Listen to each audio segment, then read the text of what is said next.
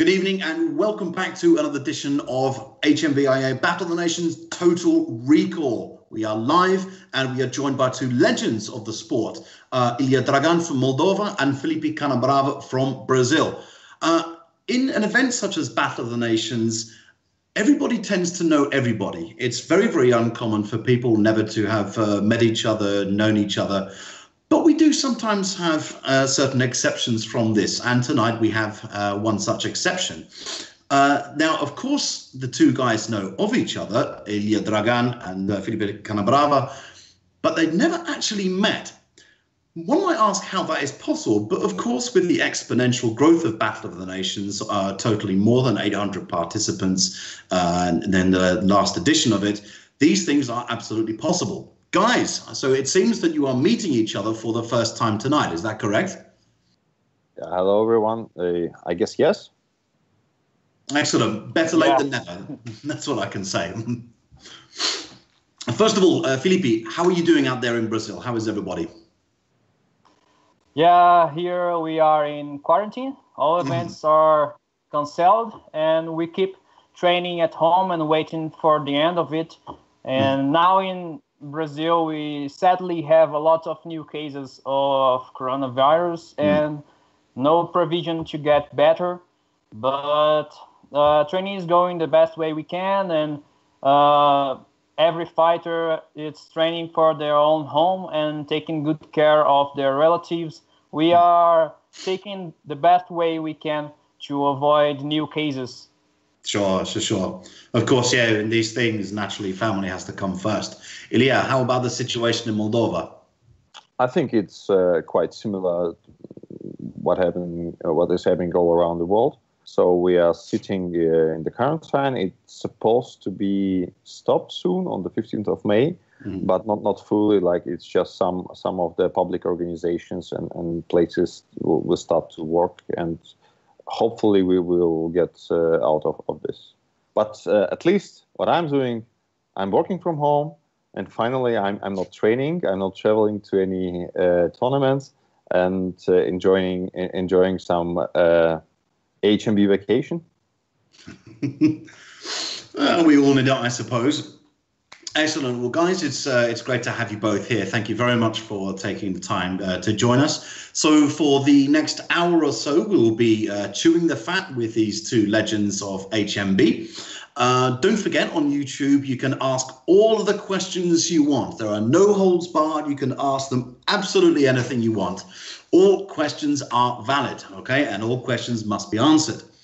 Therefore, anything you would like to ask these two legends, then please do, and we will address your questions in the YouTube chat. For the moment, however, we will talk about some early memories of yours in Battle of the Nations. Of course, everybody has a first time at Battle of the Nations. Filipe, maybe you could begin, actually. Brazil have participated in Battle of the Nations for a few years now. Why don't you tell us a little bit about your first Battle of the Nations and what challenges you faced to get there and how things have developed? Yeah, I think my first Battle of the Nations was in Barcelona. And at that time, I was captain of Team Brazil. But everyone was really new to the sport. We had no experience, and the tournament helped us to see what needed to be fixed, and we faced a lot of difficulties to get there. And it was the first time we were leaving the country with HMB equipment. We didn't even knew what people would ask we are taking on the airport, and everyone was newcomer to the sport. We didn't knew anyone in the HMB movement, and we needed to see what we could do to be fit for joining the fights. We didn't knew if the armor were okay, and many of the fighters have never fought before.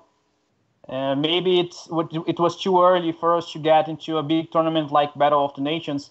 We needed some background in other tournaments, but we went it anyway, and I think that was really nice. That event was a really great event and showed us what was the sport in fact.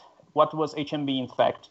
I remember actually, your first time there. How long had you been fighting before you came to Battle of the Nations? Not so long, maybe 2 years, maximum 2 years. Do you think the time was right to go? Did you feel ready for it? I mean, okay, in terms of the level of competition, naturally it's difficult. But do you think it was the right time? Should you have come later? Should you have come before? How did you feel? At the time, we thought that it was the right time. But today, I think for knowing the sport, I would prefer to have knew it earlier. But not going to fight, only to learn about it. It was too early for us to get fighting, and I think that it was a mistake. Our first time in the Battle of the Nations needed to be for learning. We needed to go there and see how stuff must be made, not for going for fighting. It was a little bit of a mistake for us, I think. Sure. Okay. Ilia, you have more experience in the sport itself, and there's a question that's come up, and I'll ask you in a moment. Just on that thing, Filipe thinks that more time was required before going into the tournament. Do you agree with that, or do you think that it's an important time for a nation to get experience? What do you think? It depends. Like, I personally put my own armor the first time in my life when I was on Battle of Nations.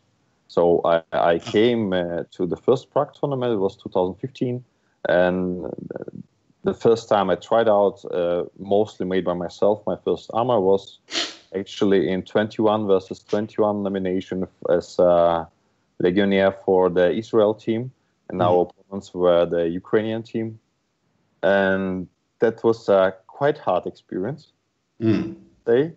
But it really depends. Battle of Nations is hard because you have full 4 days of fighting from one hand. From another hand, this is the time you can get, in a very short time, a huge experience you can use and adapt in the future. So, and it also depends, like, there are countries where the qualifications tournaments are set up, and there's a kind of process running in the background, how the nations team is built, is formed itself.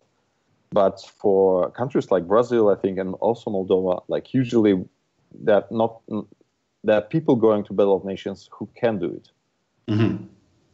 in the majority, and not who qualified worthy of participating, who can do it, who has ability to go, who has time to go, who has the finance, and so on. So. Okay. It's everybody himself decides if he does worth it, he can go, even with zero experience to Battle of Nations, but that will mean for him pain, and it's better to have a kind of supervisor who will at least explain to you how to organize your armor to not get injured, at least. That's the most important thing if you're doing this first time. The rest is not so important. Of course, you will not be able to win anything if you are the first time there. Sure. Tell me about your first impressions, Ilia. You said that Battle of the Nations 2015 was your first time there, and it's interesting that you say that it was your first time in armor. Do you mean it's the first time you fought in armor, or the first time you put on armor? It was my second time when I put an armor on me. The first time it was not my own, it was a borrowed one, but it was the first time when I put my own armor, and we started fighting right away. It was so heavy, it was so uncomfortable. I had some hard times even to go to the list. That was amazing. But as I said before, for very small national teams like Moldova is at this moment, and it was before, it's actually people who can go, and I was the ones who was just, hey, would you like to go to Battle of Nations? I had no idea what it is. So I knew anybody there. So I had some good meetings there. So I met Ukolov in Battle of Nations. We had a very short talk and had no idea who it is. No idea at all. Like, and to be honest, I met a lot of nice people with whom I'm currently quite often communicating, or we're even friends. But at that moment, everything was completely new. So it was like you are in somehow Middle Ages with the historical camp, and you have to put your armor on because you have to fight in half an hour, and you have no idea what is there. Yeah. What is there upcoming to you? How about your first impressions, Filipe, about the first Battle of the Nations in Barcelona that you took part in? How did you feel? What were your impressions just after the fights, and then, of course, afterwards when you had time to really think about it and evaluate what had just happened? How were your first impressions? I think that we must thanks to the organization, because they gave us support that we really needed. We really didn't know what we were doing there. It was our first time. We didn't knew what list we should go, and some of our fighters, it was really the first time they were put in armor, and they were I can't say afraid. They were anxious to go and to see what it was to fight in armor. It was their first time, and I remember we went to the main arena. It was in the center of the city, and we waited for hours with armor on, because we didn't knew that we could put armor just in the earlier moment of the fight. We stayed like 4 hours with armor and waiting for the fight, and everybody asking me if they had to go at that time. And I remember we have one of our fighters who was seeing if we needed to go to the lists in what moment, when do we need to go to the lists, and he came back every time telling us, get ready, we need to go to the list. And we went there, and no, it's not your turn, go back, sit, wait, and you will fight, but not now. And we were getting more and more anxious. So the first fight was against Italy, and we got a real beating. We came back to the campsite, and our fighters told me, yeah, that's what we want for our life. It's really good. It's awesome. But we came back and got kicked again by UK, then kicked again by Poland, but we were happy. It was awesome. It was a really awesome tournament, and it's something we will never forget. I have a question. How many people have you've been the national team in Barcelona? We had 7 fighters and maybe 2 people for help us. Only 7, 8, 9 people go in the first time. So not even a full 5 versus 5 team. Yeah, not even a full team. And we had another problem, because one of our fighters was really ill, and another one had no armor to use. So we fought with 5 fighters only, 5 or 6 fighters. Wow. Of course, there must have been a lot to prepare from that point. The Brazilians, of course, came back the following year to Italy, and your tournament started off as a bit of a nightmare. Why don't you tell us about what happened at the start of the 2018 Battle of the Nations? Yeah, we got some. We went to Italy with 8 fighters and dual fighters and a lot of people to help, but we got a problem that some of our armors were stolen in the beginning of the tournament. But we managed to fight, because the other teams are really receptive with newcomers, and they all helped us to get new armor, and they raised money to help us getting armor back. So at first time it was a nightmare, but we managed to buy new armor because of people from other teams and traders that sold armor in really cheap prices to help us. And that was the moment I've learned about the spirit of Battle of the Nations, that unit spirit. Even we got sold, but everyone helped us. So it's a lesson for the life. Sure, I remember that time well. It was, as you say, it started off as a real nightmare. Ilia, have you ever had any situations such as that, or did you hear about the Brazilian team at the time? Yeah, we heard about it, and actually that was a kind of HMB crowdfunding guys made. When like people, as far as I remember, spent some money on helping them in order to get the armor together, and also there's a lot of people in the camp asking for borrowing the armor for the team. Well, but I never had that kind of situation. I had tons of other weird situations, but not like that. Or maybe you want to tell us about one of them, some situation. Usually they're like common ones. The most weird things I experienced traveling to Battle of Nations is organizing the national team. Like since 2016, I was all the time long somehow involved to it. IFA as just a person who's involved, IFA as a captain, and that was always a nightmare.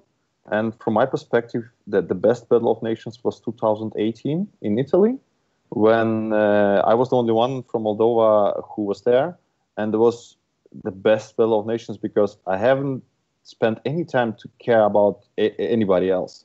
So I brought my bag with the armor in 30 minutes, just took a plane and traveled and enjoyed. That was the only one Battle of Nations I really enjoyed. No stress with anything. You just put your armor on, you fight, you relax, and you don't care about anybody else. Sure. How difficult has it been organising the Moldovan team over the years to participate as a full team? You mentioned that you came on your own, but on a national level, how does it feel knowing that you've got your full team together? What difference does it make fighting independently and as part of your national team? Well, I wish I would have a national team in Moldova where I can participate just as a fighter and doing only my fighting job and not caring about the logistics, about bringing the armor together for other team members to find out how to organize the camp and so on. Like, that's always a challenge from the experience we have right now. Like, collecting the Moldavian team together is always challenging. It's always hard, requires much more energy than actually participating at Battle of Nations.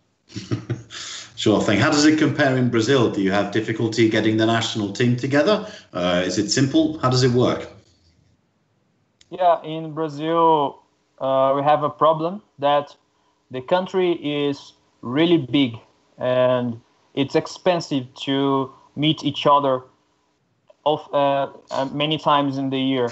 So we have that's difficult because we need to train together and we need to make tournaments to improve the level, and that's the main problem. Brazil is really big and our economy is not so good at the time, so the main problem is the country's size, and it's expensive for going to Battle of the Nations. It's really expensive. So at the time, at the first tournaments we went, we managed to take only who could afford the tickets, the flying tickets.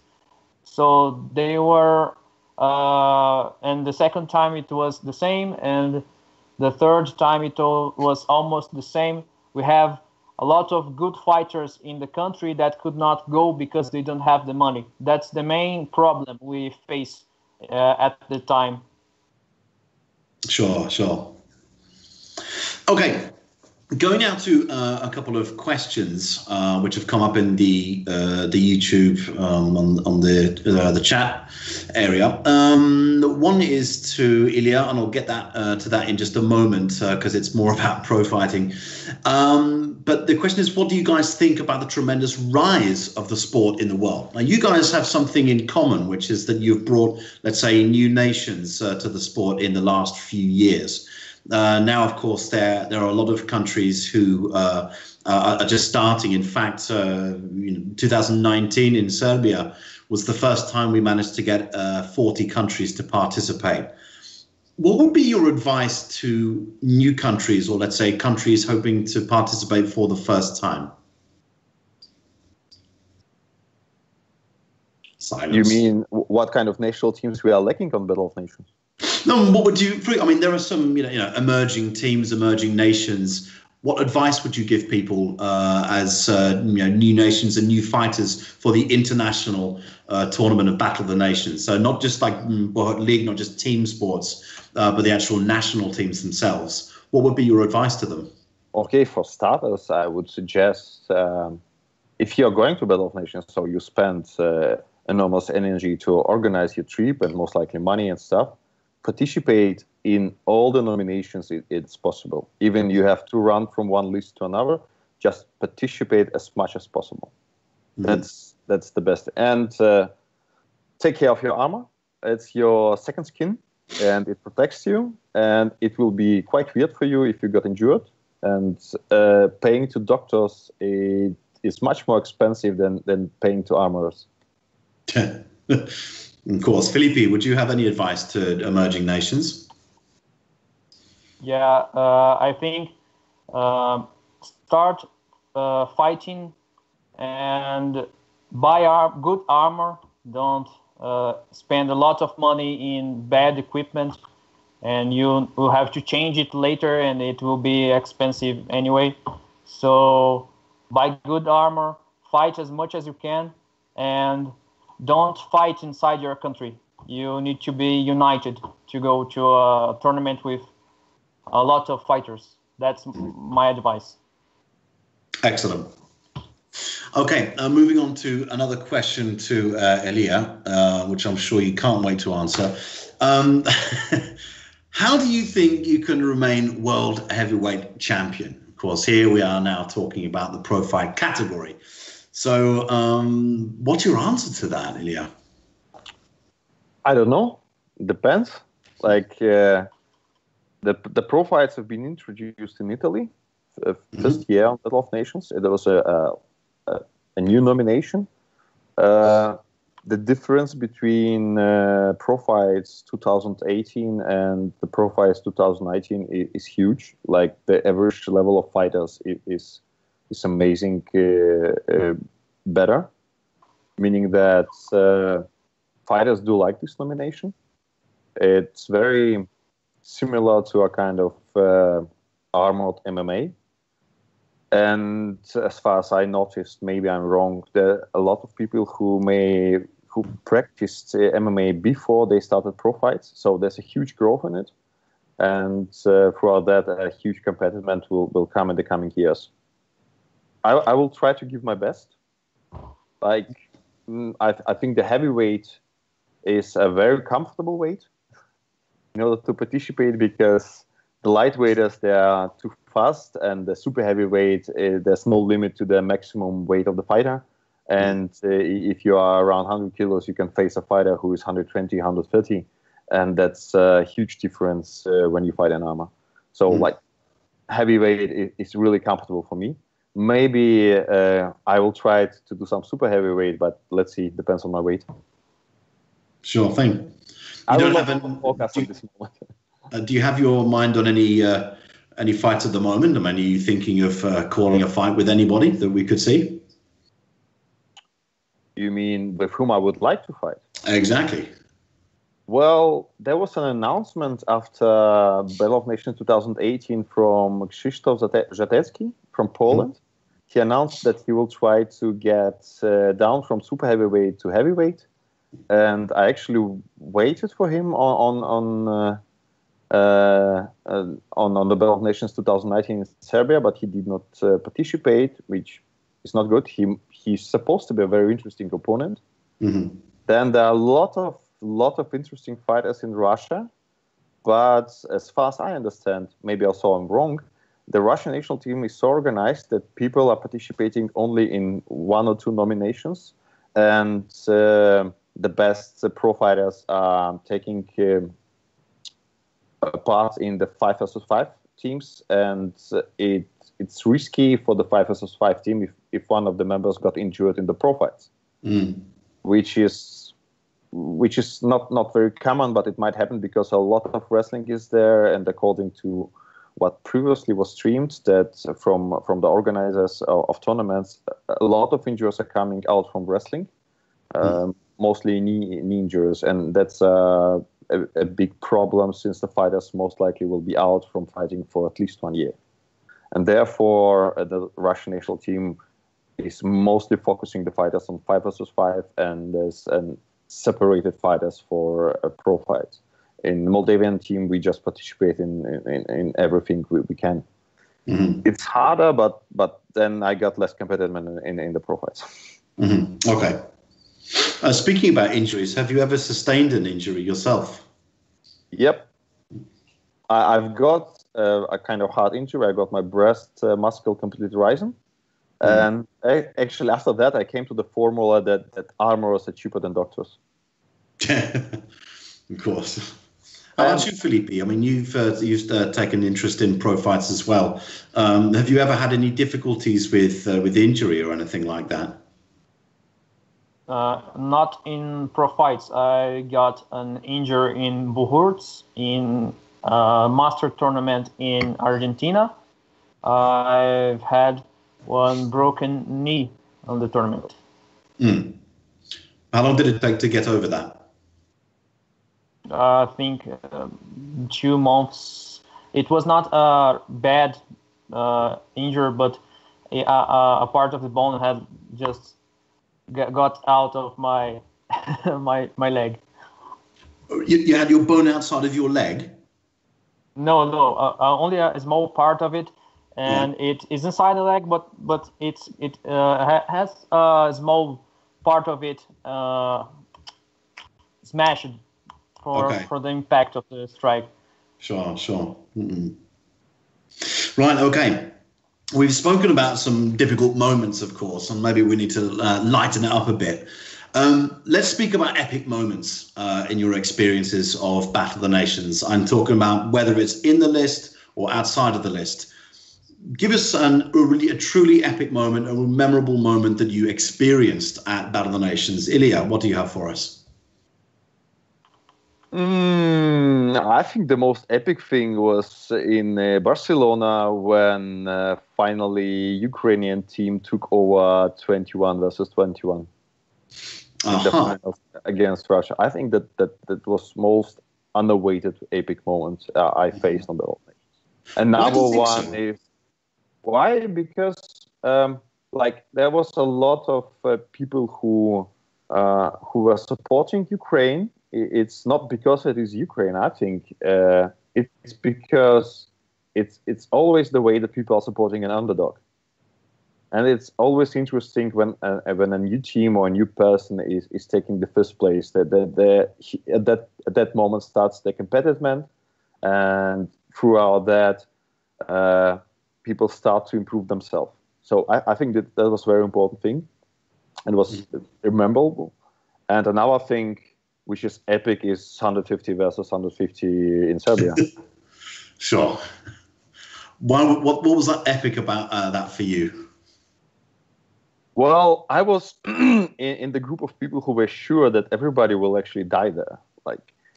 I was afraid of a lot of injuries in that battle, but suddenly it was not so bad. It is hard. I have very small experience fighting in such kind of mass battles. I didn't start doing historical medieval battles. I'm not doing this for so many years, and therefore I have not experienced that kind of battles. It was amazing how the captains of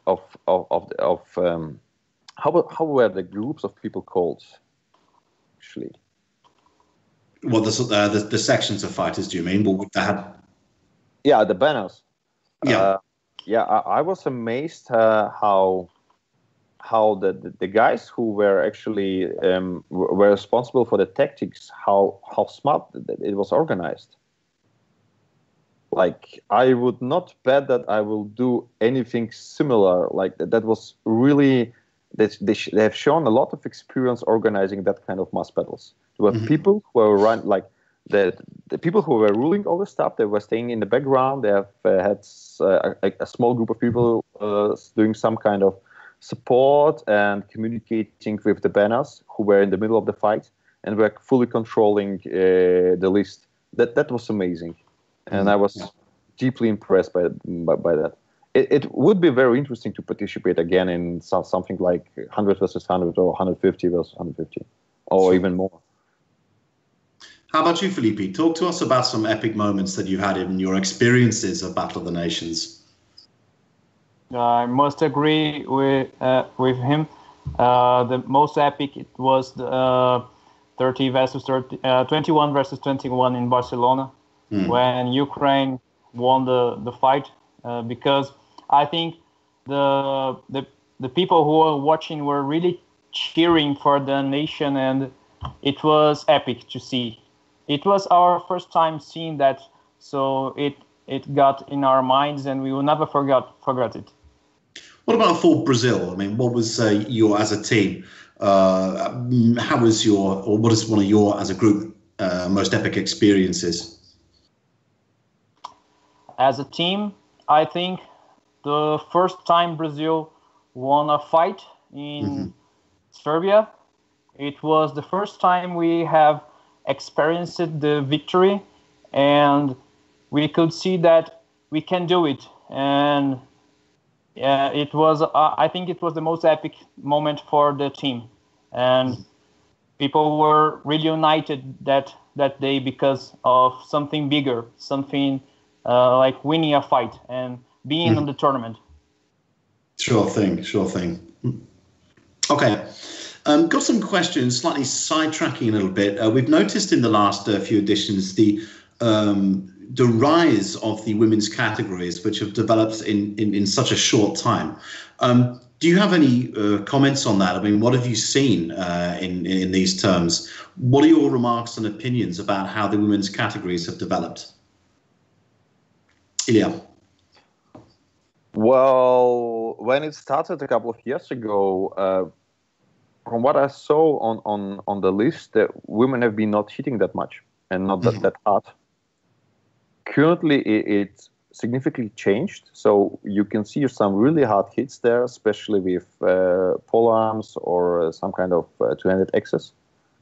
So you can see that there's a huge progress on those fights. I don't think we will see in the coming future something like 30 versus 30 in the women categories, because there's still not so many fighters. But it will come. It will slowly come, I think. There's a huge progress in it. Especially like women pro fights, there was no difference between male pro fights and female pro fights. They were same fast. It was a good fencing techniques, also well wrestling. Like, it was really amazing. Sometimes girls have shown a better show than guys. Filipe, have you got any observations about the women's categories and their development? Yeah, I think in Brazil now we are having more women fighting, and they see that all around the world there are new girls fighting. There are new tournaments that accept girls and teams that have girls fighting, and they are anxious to go and fight, and they are getting really good. They are improving.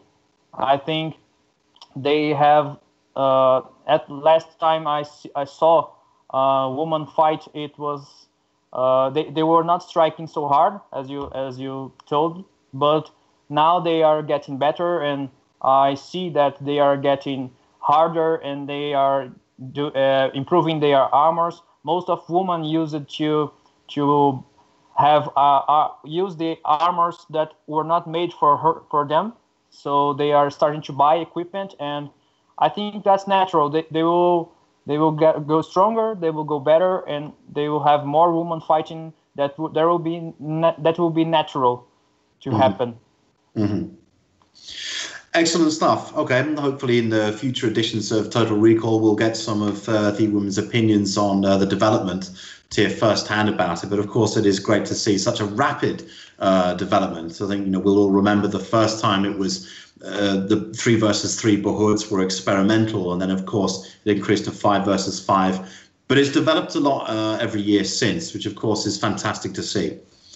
Now, we have a question from Sergei Ukolov, someone that Ilia Dragan knows extremely well. However, the question is not to you, Ilia. The question is to Filipe. And he asks a question about your tactics and strategy. He asks, is it scary for Brazilians to fight in HMB as they are usually smaller than the opponent? So he said that because you don't have like the height or the weight advantage, how do you plan your strategy against the physically bigger teams? Hello, Sergey.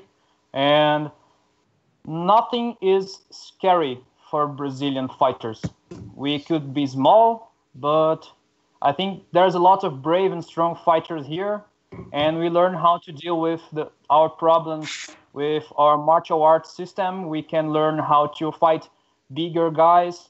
We can understand the basis of the sport, and we can use it as an advantage.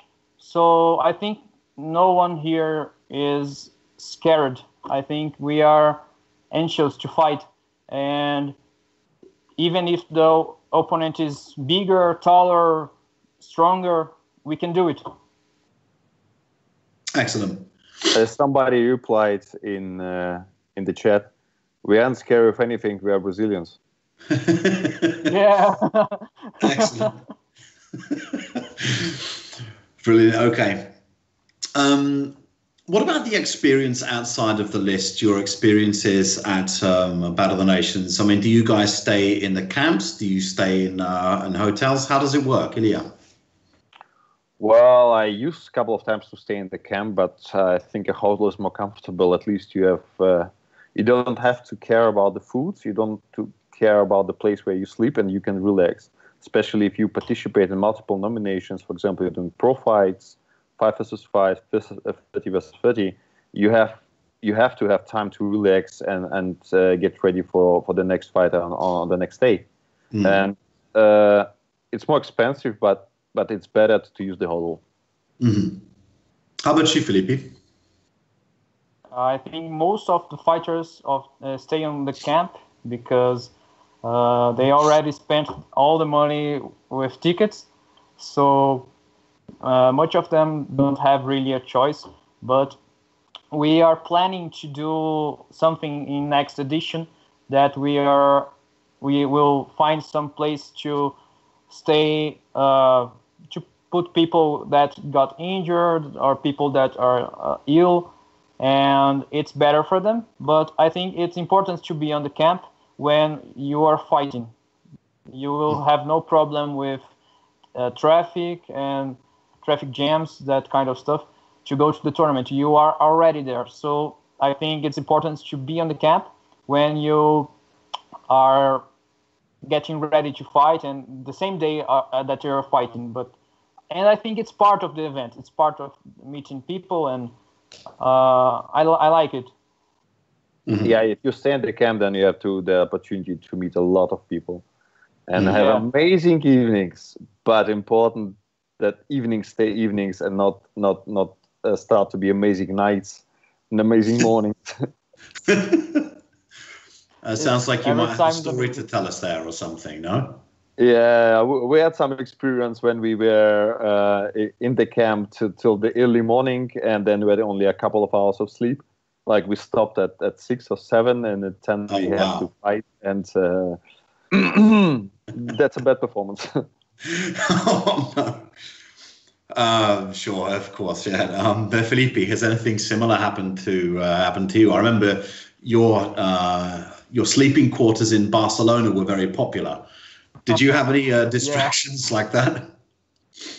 Yeah, sure. I remember that at that time I was captain, and we had a fighter that was ill, and I went with him to the hospital. And when I came back, I found the police in the camp. So I was asking them what was happening, and they told me that there was some kind of party in the camp, and people were complaining about it. So I remember I found one of our fighters. He was really drunk and lost, and I asked him what was happening, and I found everyone was on the beach. And when I went to the campsite, I found a lot of alcohol, and people were really drunk, and I met a lot of guys I really didn't knew who they were.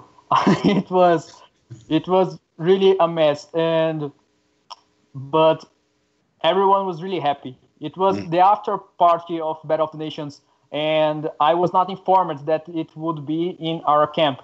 I remember we asked some of our fighters to buy food, and we would do a dinner, and we would invite some people from Mexico who had helped us in the tournament. And all of a sudden, 400 people were on the campsite, and we had a huge party, and I don't remember shit.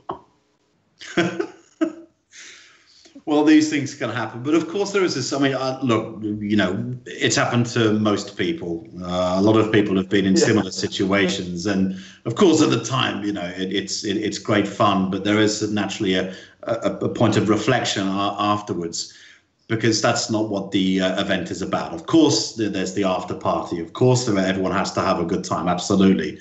But when it happens on the first night and everything like that, people get too excited and they let their hair down a little bit too much. How did you deal with it next time, knowing full well exactly how the camp works and what the risks are? Did you have a discussion with the Brazilian team about how to deal with situations like that?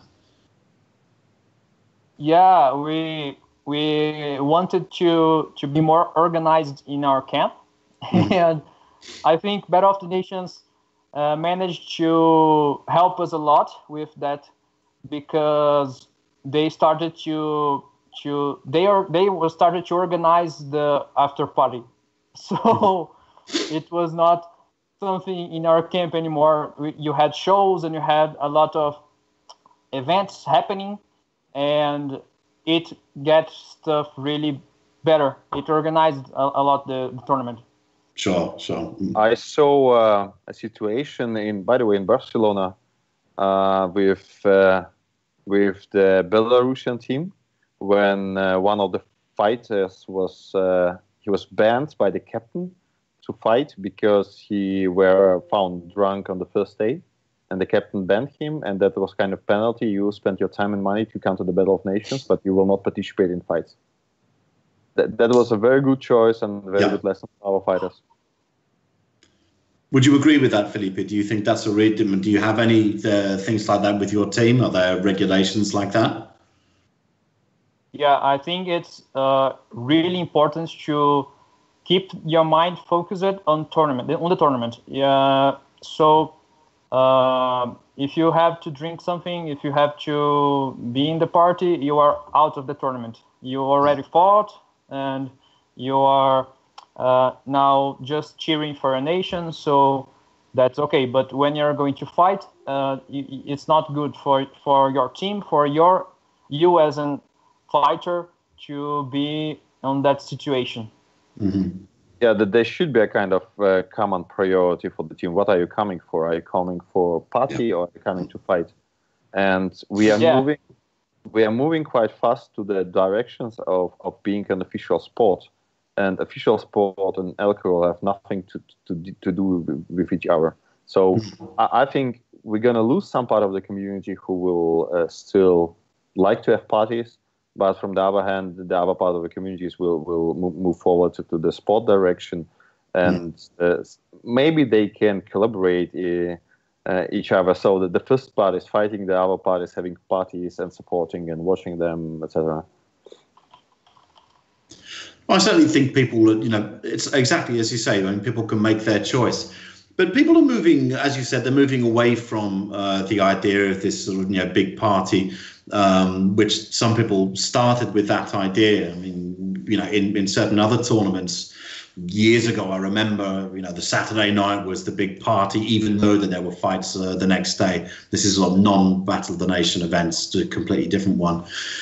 And that was, it was all fun and everything, but it comes to a point, because the sport is growing so much, you have to recognize it as a sport.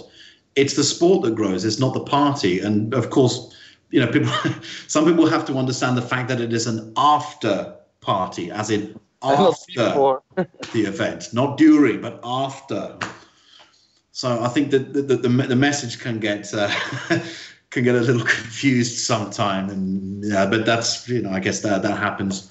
But again, more and more people are staying in accommodation which suits them better as sports people, so they can get a better night's sleep, so they can make sure they get a shower when they need one, and all these things.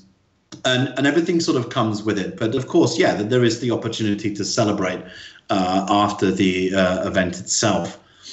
Last year, Serbia was the biggest Battle of the Nations that we've ever had, in terms of spectators, in terms of teams, in terms of nations, in terms of fighters. Everything was bigger about Battle of the Nations last year. Seeing such a full grandstand, when, as you can see even on the images there, that you've got these stands which are just full of spectators who are really, really warm. How does that help you in the fight? What does it mean for you, Ilia? Well, that's a good question.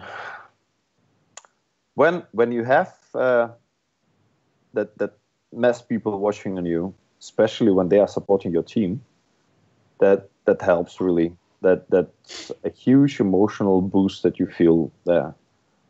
And what like, we did not participate, not only on Battle of Nations, but a lot of other tournaments. And I faced some situations where there are almost nobody there on tribunes, or they were not even filled to a half. And the tournament itself doesn't feel a full in this case. It's like having a body without a hand or a leg, or it looks like a handicap tournament. Mm-hmm. So this is a very important part of it. Without this part, without spectators watching, it's not an event you can appreciate. It's only a part of it. So doing the same fighting without spectators, you can do on your training, maybe with not so many participants fighting, but you can do it on your own in your spot where you're training. And the only one place where you can get it on a really big tournaments like Battle of Nations. Mm-hmm, mm-hmm. And you should enjoy it. And this is the only one place where you can get it. Yeah, it's completely unique. Mm. Filipe, anything to add to that? Yeah, I think it's part of the event, the spectators, and it turns everything bigger. It makes really a sport. It makes us seems like we are not theatrical. We are a sport. We are fighting, and no one knows who will win. And that adrenaline is part of the sport. I think it's the next step for being recognized as a sport is to be known by people. So spectators are, I think, one of the most important parts of the sport. Sure thing. Of course, it does make a huge difference to all aspects of it. I remember in Barcelona when I was doing the commentary, and it was just in a box, literally a box. I didn't see the fights happening in front of me. I just had a screen. But what made the difference is when I took my earphones off. So it was no longer important to hear me, but what the crowd, the noise the crowd that were making made such a huge difference. And of course, there wasn't an enormous public turnout to Barcelona, but when the public did get going, it made a massive difference. And I think for Serbia, it must have been something completely different. It must have been a different world in terms of how involved the spectators were. So hopefully we'll see more and more of that in future editions, not only of Battle of the Nations, but also all kinds of BotN League tournaments around the world. Now, there's a difficult question that we've just come up with, and yeah, good luck with this, guys. I'm glad that it's you answering it and not me.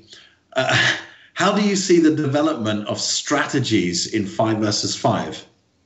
Ilia, why don't you take that one? In the coming future, I'm talking about a couple of years, most likely this will not going to change. Mm-hmm. So big guys, 100 kilos and above, with 190, like tall, 195 centimeters long, will dominate. The only one thing which can force this quickly to be changed is changing of the rules of the list itself. So right now it's around 120 centimeters long. The high the list itself is. In case that will be changed, then that will have an effect on the strategy.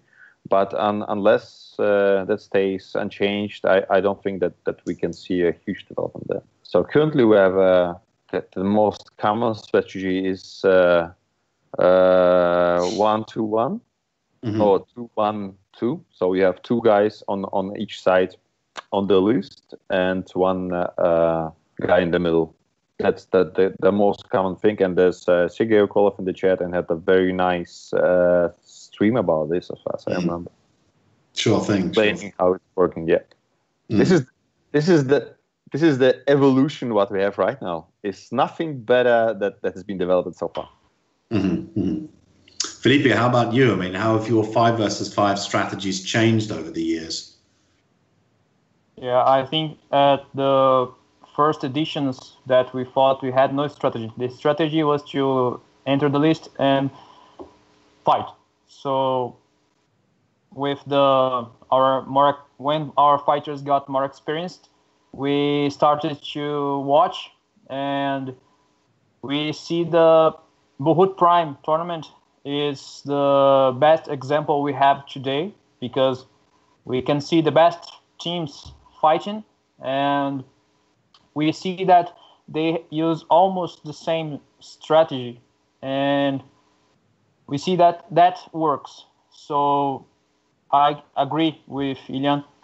We have maybe only 1 or 2 strategies working, and at least if the rules do not change so much, it will continue like that, I think. Sure thing. Okay, guys, just slightly changing the subject. This year, there is no Battle of the Nations, which, considering the situation of coronavirus, maybe is quite fortunate. So there's no great losses we've experienced. But now Battle of the Nations is every 2 years. Is that a good thing? What do you think about it? What are your opinions, Ilia? I think that's precisely a good thing. First of all, the organizers have more time to organize it better. And since Battle of Nations started to be a bigger event than it was before, they require more time and power in order to organize it. It's also good for fighters, because before you've been living just from Battle of Nations to Battle of Nations. So you have Battle of Nations in May, you relax a couple of months, then you start doing other tournaments, and starting from the new year, you again start to prepare for Battle of Nations. So it was just a cycle where the fighters were instantly running there in the loop. Currently, at this moment, we can, for example, as a national team, relax this year, maybe better adjust, better train, try to get more experience traveling to other smaller tournaments. And there's a lot of other tournaments there at this moment. Like BotN League is currently organizing or supporting a lot of tournaments. There's if we don't take into consideration this coronavirus, there was almost each weekend you can go somewhere in Europe at least. But by the way, I had questions to Filipe. How many tournaments are there around in Brazil? I don't think the situation is so well as in Europe. But precisely having this once or 2 years is good at this moment. Maybe that will be changed in the future. Maybe they will switch again for annual, like each year tournament. Maybe they will switch to once in 4 years or 1 in 3 years. Depends on the situation we will have, not on the market, but on the community. Filipe, same thing to you. What impact did that have on the Brazilian team to make it once every 2 years instead of every year? I think we have more time to get ready and take more well-prepared fighters, and we can take more people. I think the event is getting bigger and bigger, and for now it was the best option that the organization had, and it is really good for us. And we can go with more fighters and raise more funds and get well prepared for the fights. And I think it's better. It's really better. Maybe in the beginning people were complaining, but since before the announcement, I was already telling that would be better to have more time to get things done.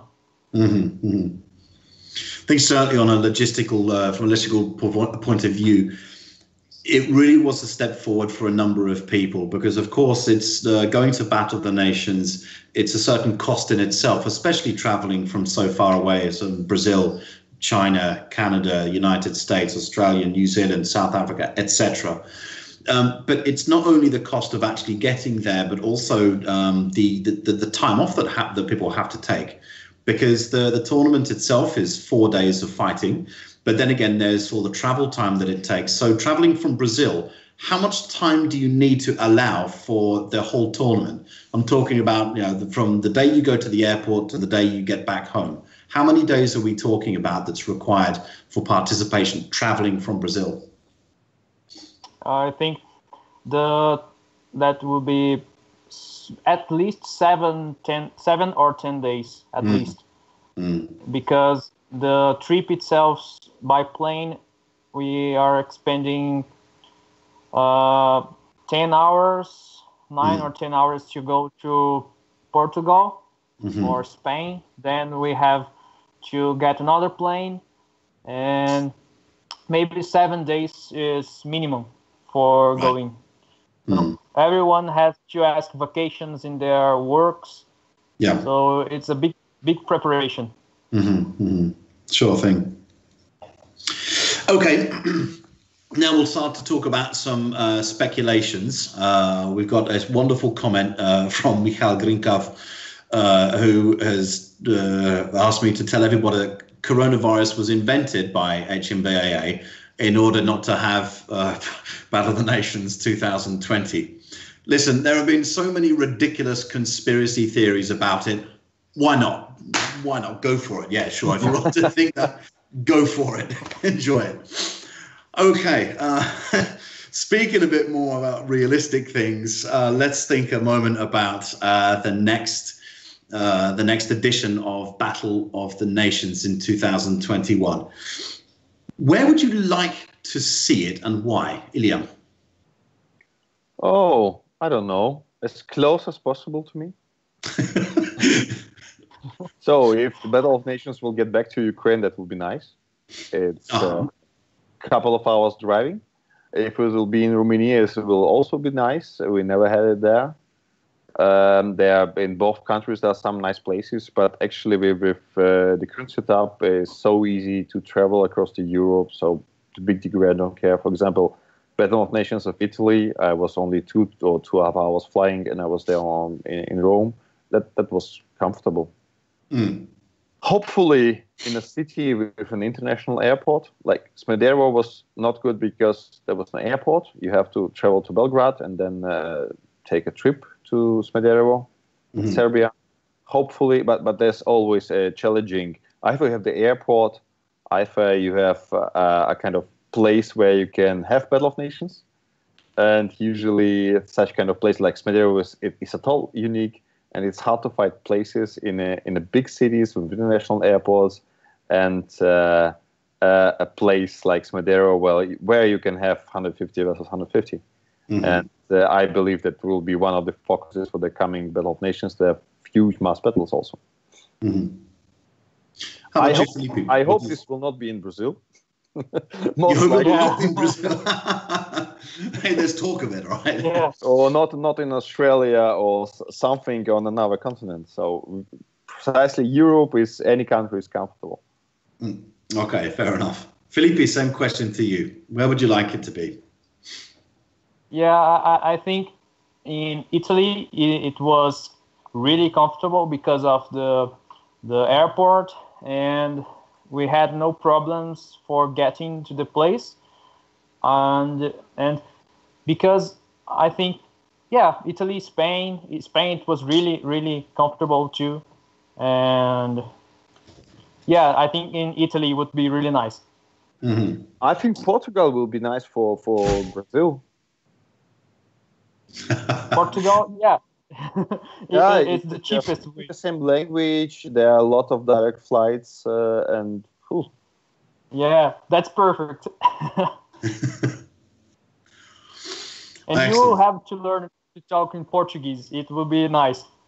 I have no chance to manage it before the Battle of Nations.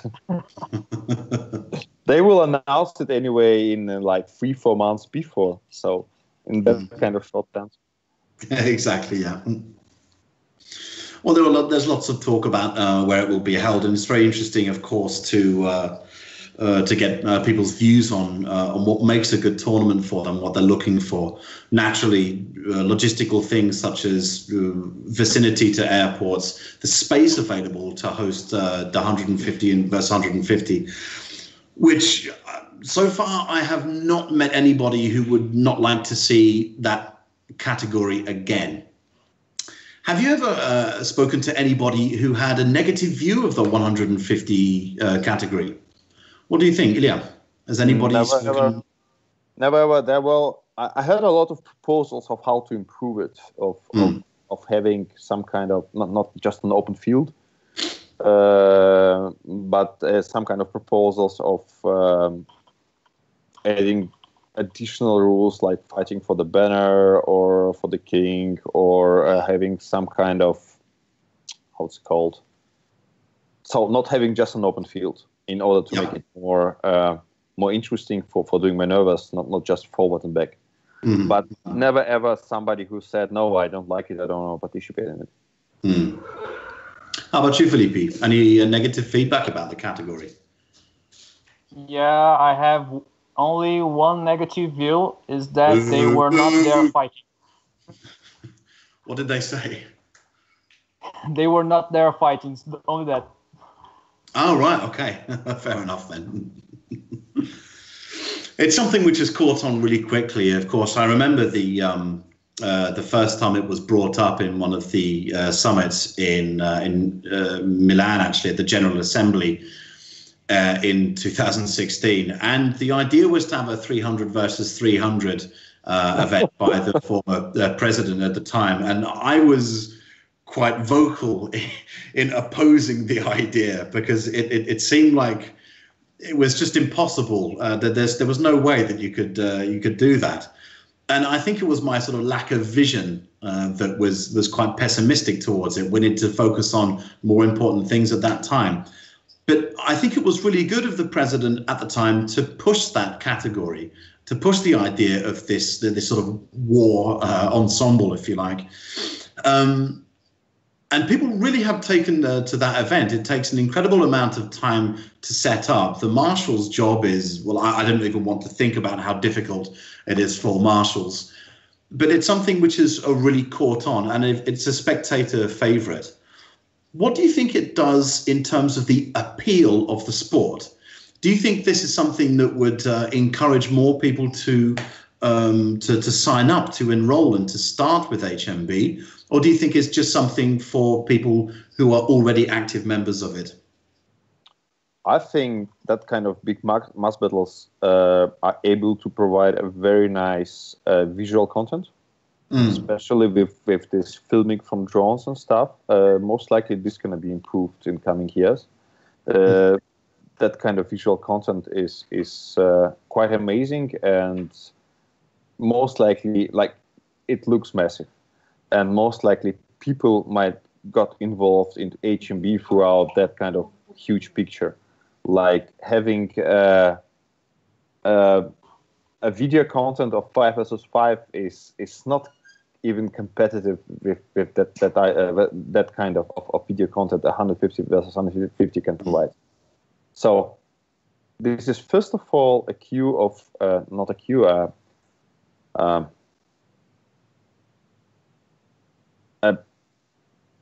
an instrument of providing nice visual content.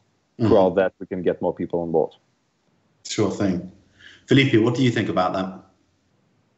I think that was the most massive battle I have ever seen in real life. And that impact, that visual impact for people is most than expected. So many new fighters came to our club because of that kind of video, that kind of battle. It's impressive. So I think it's a good way to call new people, because they don't know that exists and they don't know that can be done. And everyone asked me about that category. How do I join? How it was to be there? And everyone is waiting for the opportunity to be part of it. So it's good for HMBIA image to spectators. I think it's really good. I think also this picture provides more, is better compatible with the imagination of potential of people who potentially can view it. Is better compatible with the imagination of how historical it would be. Like 5 versus 5 doesn't look really historical because, like, it's 5, let's say, knights versus 5 other knights, and then they just after the first round they can replace some of the fighters. It doesn't look historically, but this damn huge mass of people. How many polearms have been there on the field at one moment? 50, and how many were lost 70. Afterwards? Yeah, how many have been lost? Like it's an amazing mass of people with several not hundreds maybe, but like 100 polearms striking almost at one time, and with all the noises there. And actually, what was most amazing there, I was in the middle there, and I had no idea what is happening, even in 10 meters to the left of me or right of me. You don't know what is going on, because it's all around people there with striking, a lot of noise. That's nice. That's just nice. Excellent. It follows on what we were joined last week by Pavel Korczak of the UK, who said much the same thing, that you're getting strikes just coming down, raining down from everywhere. It's the first time that such a thing was organized. What do you think will change in terms of strategy and tactics for the next edition of Battle of the Nations? No idea. Are you talking about a special nomination or just in general? No, I'm talking about the 150 category. First thing, there were not so many people who have experienced the mass battles.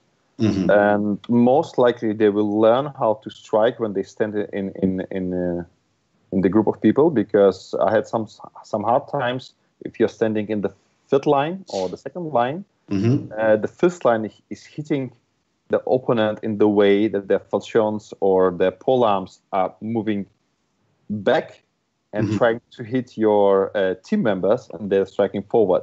Compared, if you take a look at the video, compared to the Russian national team, everybody is holding the polearms straight to the top and making the hits from the top to the opponent back to the top position and not to the position on the shoulder, and then you have a chance to hit your teammate into the eyes. That's very important. I think this will quickly improve because a lot of people focused on this. Then people will get more experience fighting in the line, holding the line, and well, the rest I think will be deeply dependent from the location we will have it. In case it will be still an open field, then there's limited strategies that can be applied. But as I said before, I don't have much experience there to organize that kind of battles, to organize fighters. More experienced fighters most likely have better ideas of how to do it, and more ideas what they already tried on our tournaments with less mass battles, but still like 50 versus 50, 100 versus 100, like no idea. Filipe, as a captain yourself, and how difficult is it to organize captains and get them to agree on a strategy for the 150 category? I think the main problem is that everyone wants to talk about what they want to do, but I think they had never seen that battle before. And the main problem, I think, because I was not there as a captain, it was that they needed to predict what will happen. They had never fought on that kind of battle. And now, in the next edition, they already have some background on the preview edition to fix the mistakes they have done and improve the movement around the field. And as you already said there, they will stop striking from the back. They will start striking from the top. And now it's the time that tactics and strategy will start to show up, I think, because before we don't have any idea what would happen on the battle. Absolutely. Well, I think we're all looking forward to seeing the not just the next Battle of the Nations, but of course the 150 category to see how much it's changed, to see which alliances will form, and also to see how the crowd reacts to such an awesome spectacle. It's one of the many categories which have developed and started with just a simple idea. If you go back to when we used to do the all versus all categories, which were fairly one-sided and a little bit disorganized, if we're completely honest. But it's simply a demonstration of how much Battle of the Nations and HMB has developed over the years. And it's no surprise that it gets such popularity, not only from the fans, but also the fighters themselves. Some people are really going for that specific idea of what is battle. Of course, it's in the name, historical medieval battle. So the full experience of that is something quite important to people. This also goes with the sort of authenticity, not only of the armor, but of the battles themselves. So it's something that we'll be very, very proud to work on for the next edition of Battle of the Nations, and I'm sure that everybody will be looking forward to it and to see certain other exciting categories. I think, go on. Sorry, interrupt you. I think we might have the situation when people will come to Battle of Nations only to participate for 150 versus 150, meaning that in case you have full national team, you were not able to qualify to 5 versus 5 or 12 or 30s, then you can all the time long come to 150 versus 150. And that's, first of all, it's shorter. You can come only to the last day.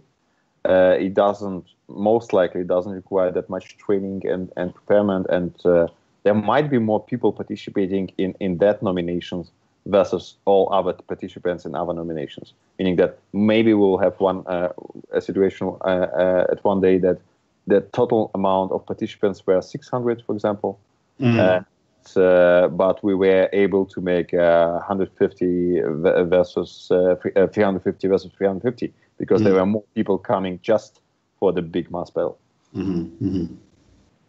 Well, who knows, maybe we'll see increases in the numbers of that specific category in Battle of the Nations. But we'll see how it goes. Of course, space is another crucial factor. How dangerous is it? Go on. If everybody, each team will provide so many fight, like a full national team is around 50 or 60 people. Let's take 50. So we have 40 nations. If each nation will bring 50 people, like just an amazed future, that's around 2,000 fighters. Yeah. Well, I think this is all within the realms of possibility for the future, and we will watch it with great excitement. Yep. So we thank you very much for joining us in this total recall of Battle of the Nations. We will be back, do not worry. So I would like to say my specific thanks to the wonderful Ilia Dragan from Moldova and Filipe Canabrava from Brazil. It's been absolutely wonderful to have you with us and joining us, talking about some past editions of Battle of the Nations and, of course, your feelings about it. Of course, even the certain things outside of the list all make part of the event, but as we know, it is all about the sport. So I want to take this opportunity to thank you both. If you've got any closing words for people, then please speak now. Guys, train hard, prepare your armor, and take care of yourself. Yeah, thank you for watching, and it's wonderful to see HMBIA providing people with information. And yeah, train hard and get ready for next Battle of the Nations. Fantastic news. Guys, thank you once again. I would like to thank everybody for joining us this evening. We'll be back, however. Join us on other days. If you follow our social media channels on Facebook and Instagram, you can see all the other times when there will be other editions of Total Recall, both in English and in Russian. Stay tuned, do not miss out, and we will be back with you very, very soon. So, ladies and gentlemen, be good, train hard as these captains tell you, and we will see you very soon. Thank you very much. Bye.